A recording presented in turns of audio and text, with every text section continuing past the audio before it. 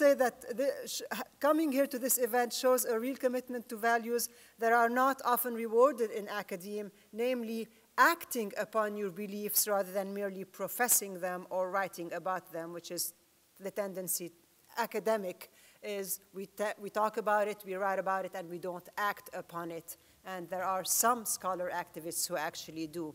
My belief, as well as those of the beliefs of most of you, I believe, since we are here today, is that apartheid is wrong and that we must act upon what we believe is something is wrong, and also that nonviolence is the solution. And BDS is the nonviolent strategy that we will use to end apartheid.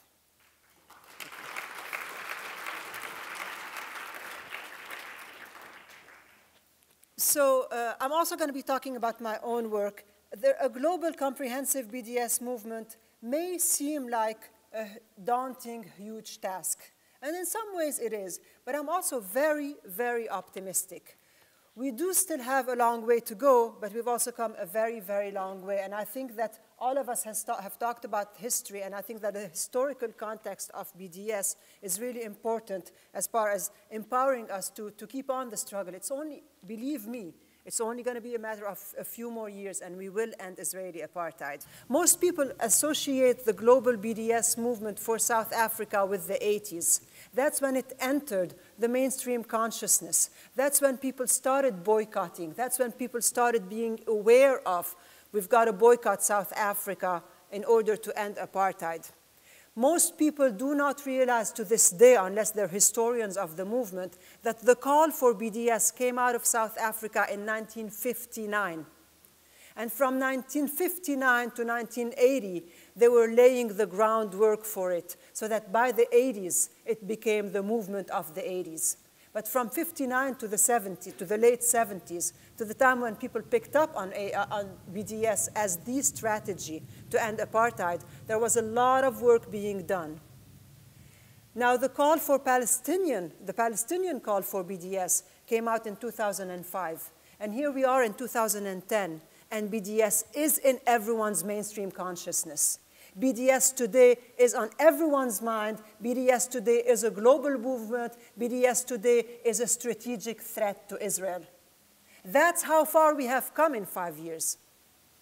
And when I think that 59 to 80, in fact, not just me, but historians of the movement say that in 4.5 years, we have accomplished what it took the South Africans 20 years to accomplish. That's how far we've come. And I do want to say it's not because we're smarter. It's not because we're more technically savvy. It's because we're borrowing the wheel that the South Africans are loaning us. We've got to give credit to the South Africans.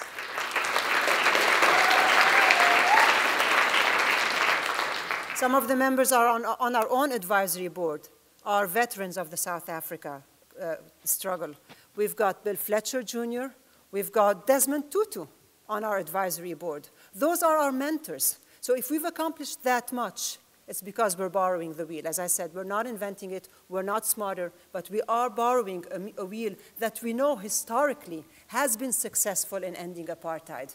And as I said, I'm very optimistic. In 4.5 years, we've accomplished so much that today, actually last week, the Reut Institute, which is a very, very influential think tank in Israel, has come up with, has met with Israeli officers, ministers, and said the BDS movement is a strategic threat to Israel, and Israel has to respond. And so the backlash we're experiencing today, the backlash that everyone is feeling on every campus, the backlash that everyone is feeling when they speak out against Zionism, is part of the response because we are a strategic threat. But justice is on our side. And we have a historical model that is successful, and we will overcome.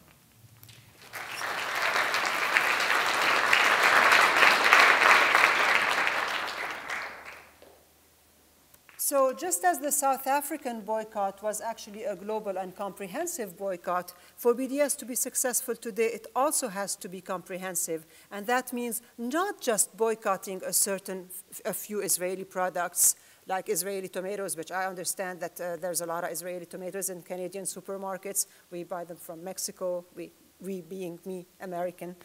But so it's not a product, a boycott of Israeli products. It's also an academic and cultural boycott of Israel. And this is where the controversy comes in, and I want to address that controversy.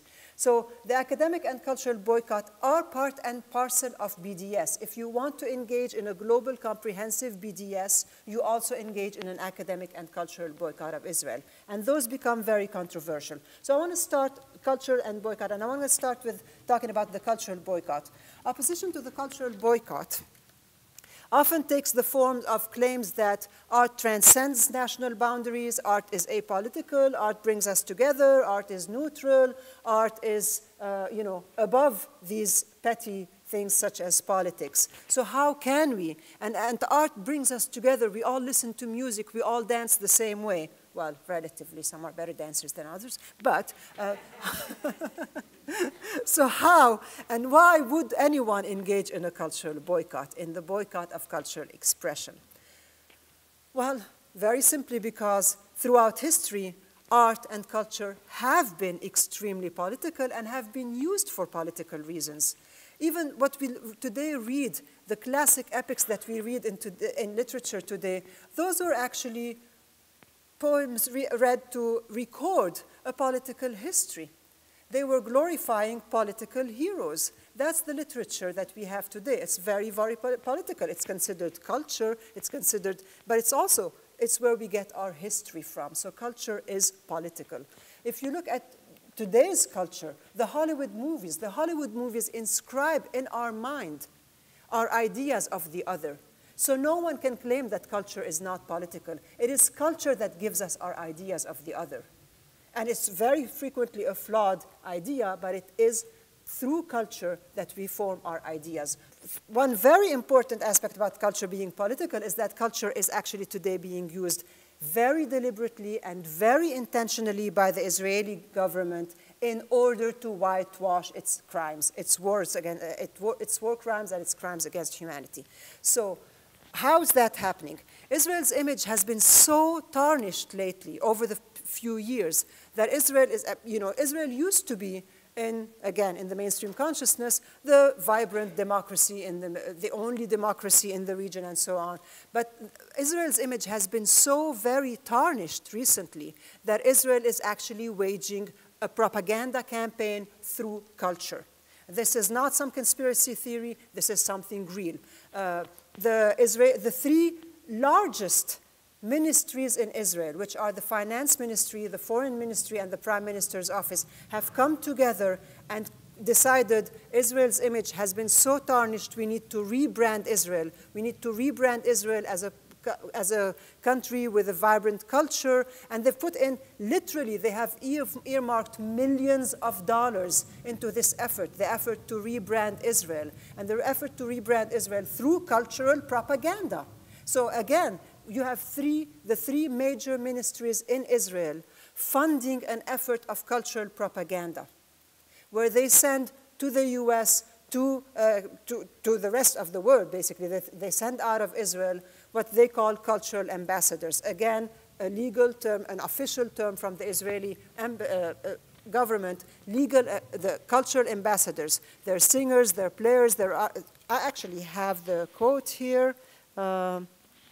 Ari Mikel, who is the Director General of the Israeli Foreign Ministry, let me see where my quote is, said, so he's the Foreign Ministry's Deputy Director General for Cultural Affairs, and he said, we will send well-known novelists and writers overseas, theater companies, exhibits. This way you show Israel's prettier face, so we are not thought of purely in the context of war.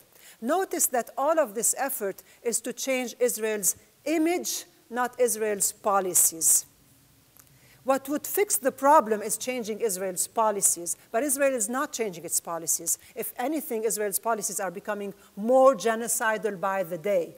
But Israel is not changing its policies, it's changing its image.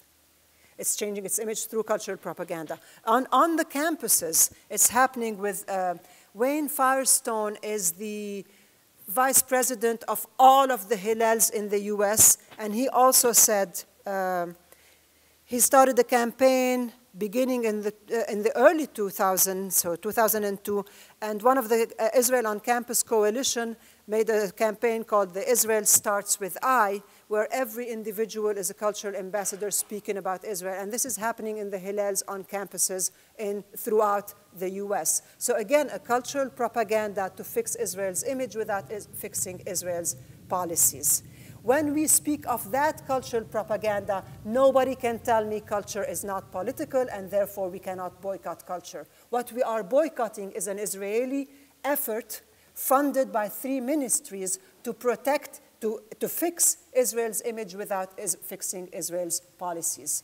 If we want a boycott, no one's going to tell me culture is exempt because culture is apolitical. Culture is political, and it is being used for political purposes of continuing apartheid and whitewashing it, sanitizing it, camouflaging it, sugarcoating it. I'm not going to take that because inside that sugarcoating is poison, and I'm being poisoned. Sorry, but no, I'll boycott.